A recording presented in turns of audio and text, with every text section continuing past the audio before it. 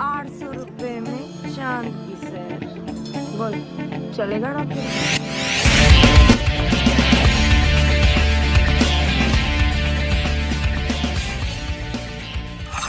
ये कहानी 3 औरतों की है जो राजस्थान के गांव में रहते हैं। इस गांव की प्रतियां बहुत ही ज्यादा खराब है और इसी गांव में रहती हैं 3 लड़कियां और इसी गांव में रहती हैं रानी, लिज्जो, बिजली। रानी एक विधवा औरत है और इसका एक 17 साल का लड़का भी है। आज रानी अपने लड़के के लिए एक लड़की देखने जा रही है और बाकी लोगों के साथ लड़की के गाँव पहुँच जाती है और रानी को लड़की बहुत ही ज्यादा पसंद आ जाती है और लड़की के लंबे लंबे बाल भी होते हैं और मासूम भी होती है और 13-14 साल की भी होती है। यहाँ की प्रतियां बहुत ही ज्यादा अलग है। यहाँ लड़के वाले लड़की के घर वालों को पैसे देते हैं। दरअसल इनके गांव में लड़कियों की बहुत ही ज्यादा कमी होती है। रानी अपने बेटे के लिए 4 लाख में लड़की बुक कर लेती, रिश्ता पक्का कर लेती है। कुछ ही दिनों के बाद रानी के साथ बिरजू की शादी होने वाली होती है। लज्जो की भी कहानी कुछ ऐसी है और लज्जो की शादी को बहुत दिन बीत गए हैं और लज्जो को बच्चा भी नहीं होता और इसी के कारण उसका पति बहुत ही ज्यादा लज्जो को मारता है और बहुत बुरा भला कहता है। बिजली, रानी, लज्जो की बहुत अच्छी दोस्ती भी थी। बिजली एक नचनिया और व्यवसाय होती है। बिजली को इस धंधे में बचपन से ही उतार दिया गया है। भले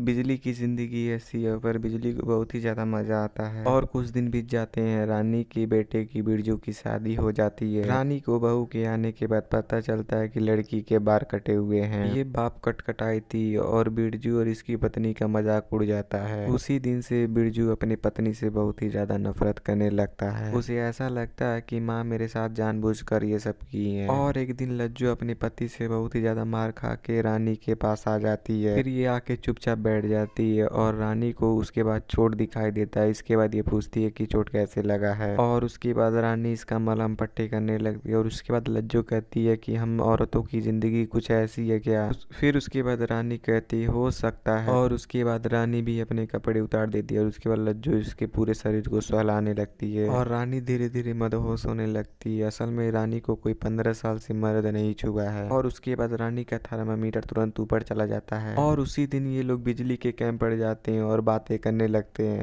तब उसके बाद लज्जो बिजली से कहती है मैं तुमको एक बाबा के पास ले जाऊंगी। बिजली कहती है तुम्हारे कोख में बच्चा डाल देगा तो लज्जो कहती है ऐसा नहीं हो सकता क्योंकि मैं बाज हूँ इसीलिए लड़के नहीं हो सकते। उसके बाद बिजली कहती है लज्जो से मर्द भी बाज हो सकते हैं और लज्जो को इस बात पे यकीन ही नहीं हो रहा था और असल में लज्जो को बच्चा चाहिए भी था। और उसके बाद रानी, लिज्जो बिजली बाबा के पास चली जाते हैं और वहाँ पर जाने के बाद पता चलता है ये ठरकी बाबा बिजली का ही कस्टमर है और उसके बाद बिजली लज्जो को बाबा के पास छोड़ के यहाँ से चली जाती है। उसके बाद ये हवस करने लगता है और इसको थोड़ी ही देर बाद इसको टपाटप करने का मन करने लगता है और इनका कार्यक्रम खत्म होने के बाद ये तीनों बहुत ही ज्यादा खुश हो जाते हैं और उसके बाद ये तालाब में जाके सेलिब्रेट करते हैं। और इसके बाद रानी का बेटा रानी से बहुत ही ज्यादा नफरत करने लगता है और अपने बेबी को भी पीटने लगता है और घर में चोरी भी करने लगता है और बहुत ज्यादा ऐश कर लेता है और बिजली के ढाबे पर ब्रोकर उसको दूसरा लड़की ला के दे देता है। उसके बाद इस ठेके पर बिजली से भी ज्यादा